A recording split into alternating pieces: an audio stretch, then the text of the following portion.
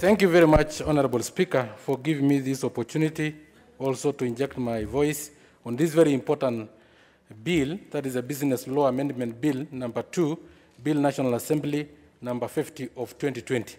It's a very timely bill, Honorable Speaker, because, Honorable Speaker, our country have been rated as being not the best, but above there in terms of doing business and the ease of doing business. We have been able to attract business magnet because of this friendly environment, and we need to make it more friendly, Honorable Speaker. Honorable Speaker, and I support this bill, Honorable Speaker. As a country, we need to put our priorities very right, Honorable Speaker. Honorable Speaker, because on the just concluded supplementary estimate, Honorable Speaker, around 250 million have been slashed from National Council for Persons with Disability, of which 50 million is to buy sunscreen lotion to protect our brothers with albinism from getting cancer, Honorable Speaker, from the effect of sun rays, Honorable Speaker, and even salaries, Honorable Speaker. So we should sometimes put our priorities very right, Honorable Speaker, and this bill have really prioritized our businesses, Honorable Speaker, in this country, Honorable Speaker. Honorable Speaker, the business laws of our country are kind of outdated, Honorable Speaker. If you read these laws, when they were enacted, Honorable Speaker, some of them date back in the 1960s, 1970s, Honorable Speaker, and most of them trace their roots into our former colonizers, Honorable Speaker, that is the British, Honorable Speaker. And Honorable Speaker, these laws are not customized to fit our environment, Honorable Speaker, because Kenyan problem require Kenyan solution, Honorable Speaker. Kenyan businesses, the way we do businesses, Honorable Speaker, is not the way UK may do their business, Honorable Speaker. Honorable Speaker, India have customized their way of doing business. They have put social attachment into their way of doing business, Honorable Speaker. And if you see business owned by Indians, Honorable Speaker, are communal, are family businesses, Honorable Speaker, and they have a way of doing it, Honorable Speaker. Our Muslim brothers, Honorable Speaker, have a custom in which you don't charge interest on even loans you have given to your family members, Honorable Speaker.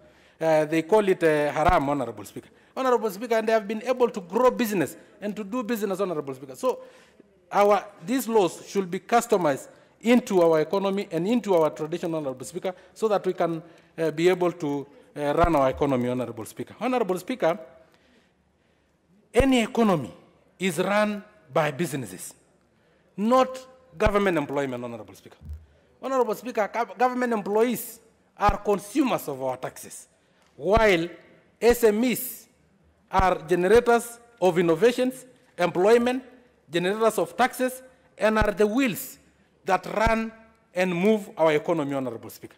Honorable Speaker, for those who don't know, a salary is a bribe to bribe you forget your ambition so that you can assist somebody else to achieve their ambition, Honorable Speaker. Most of the time, the government have been bribing our very intelligent people, Honorable Speaker.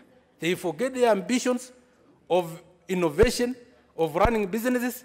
They end up being in government, running businesses that never make money, Honorable Speaker. Honorable Speaker, because all our parastatals, most of them are making losses, Honorable Speaker. KQ, for example, Honorable Speaker, you have been injecting a lot of money. We have been forcing all our government officials to travel on KQ so that they can make profits, but they make losses, Honorable Speaker. What is it, Honorable Duku? Kwenya? Mr. Speaker, I just wanted to bring to your attention that the honorable member is using the term bribing in a context likely to distort the actual meaning of that word. Bribery, we know, of course, is a payment to induce or to cause someone to behave otherwise, to look on the other side. Therefore, I call upon you, Mr. Speaker, to ask the honorable member to withdraw and to apologize to the House for misleading us. Oh, Honorable Kwenya, are you trying to teach Honorable Sankok some bit of English? I thought Honorable Sankok knows a bit of English. Honorable Speaker. And he seems to have justified the use of that term. But anyway, Honorable Speaker. Sankok, maybe you are well now educated. Honorable Speaker, in my primary school, I was taught by somebody by the name Miss White, who is a relative to the Queen of England. So I have Queen English, direct from the source, Honorable Speaker. And there is something called smiles. Very many times, Honorable Speaker, I've been called a lion. Does not mean I move on my four. It only means that I am brave. So if I say that a salary is synonymous with a bribe to make you forget your ambition, Honorable Speaker, and make others achieve their ambition, I mean what I say, and I say what I mean, and I know that is the truth, Honorable Speaker. Honorable Speaker, moving forward, before I was rudely interrupted, Honorable Speaker, this bill tends to solve the issue of our court cases, Honorable Speaker, in which businesses and business magnates have been scared out of our country because long-lasting court cases, Honorable Speaker. You come and invest, Honorable Speaker, in our country. You have bought land. You have done all the due diligence. You have gone to Lands Registration Office. You have been issued a title deed, Honorable Speaker. But all of a sudden, some people from whichever corner, government officials, have emerged and say that this one is a government land, this one is a forest, this one is a road reserve, Honorable Speaker. And while you are building, Honorable Speaker, like the Taj Mahal, Honorable Speaker. The Taj Mahal was not built inside a pocket, Honorable Speaker. It was built in broad daylight, Honorable Speaker. But all of a sudden, it is a road reserve. And we have regulatory bodies that deal with road reserves that make sure that as you start your building, Honorable Speaker, they will tell you this is in the wrong place, Honorable Speaker. But they don't tell you this is the wrong place.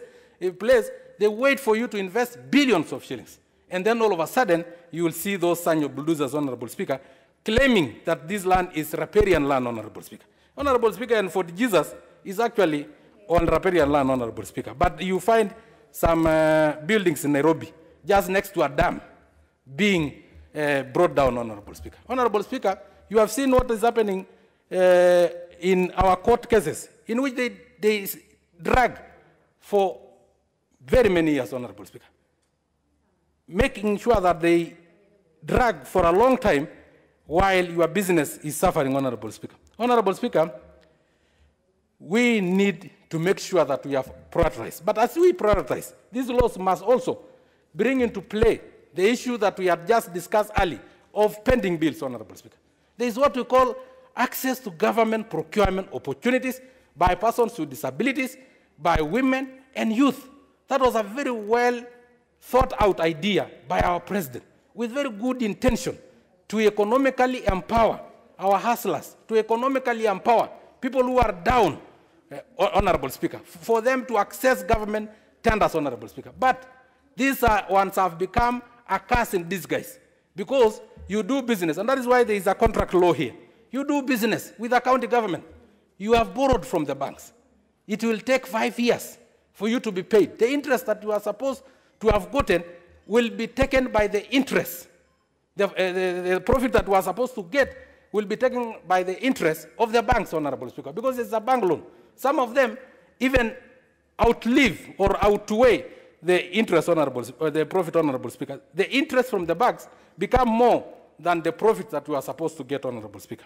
So, Honorable Speaker, these laws have come at the right time, and also, just like the mover of the bill and the seconder, urge the House to support this bill and the implementation part of it.